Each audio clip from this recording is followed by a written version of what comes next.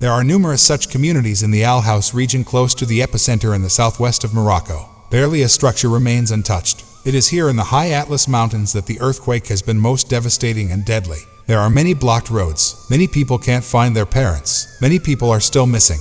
The village of Asni lies abandoned and in ruins. Its mud, brick, stone, and wood buildings were no match for Friday's earthquake. Ibrahim Hassan Adnai gathers necessities for his family and the remnants of his adjacent home as he remembers his neighbors who perished and who are still buried here since they were unable to get necessary assistance and died when required. Funerals are held in the sweltering heat of late summer since I managed to save my children, and I'm now attempting to get clothing for them and blankets for them from the home. Mass burials are now being planned. Attempts at rescue and relief. This is a difficult region to access, with winding mountain routes that are often impassable by boulders due to rock falls. The government is doing what it can to rescue the people, but it is very difficult to reach them since the winter season is about to start and people have lost their homes. We need all supports to be coordinated in order to have this population.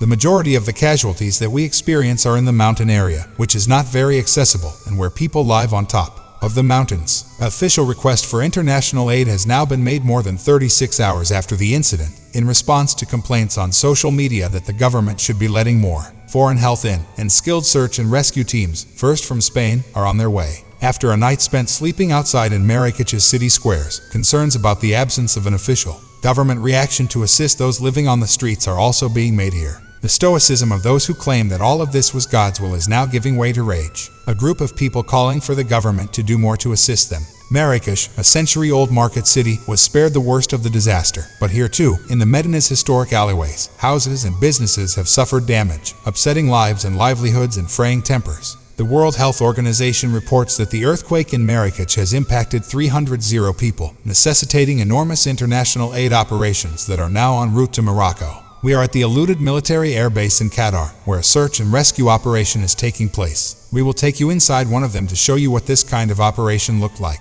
Our correspondent Stephanie Decker has the details on a delivery that is headed to Morocco from Qatar. Qatar is just one of several nations that have offered assistance to Morocco in the wake of this terrible earthquake. Hardware is extremely important because of the geography of Morocco. The Atlas Mountains, which are in the most remote and difficult to reach area, are where most of the damage has occurred, so finding survivors is a race against time.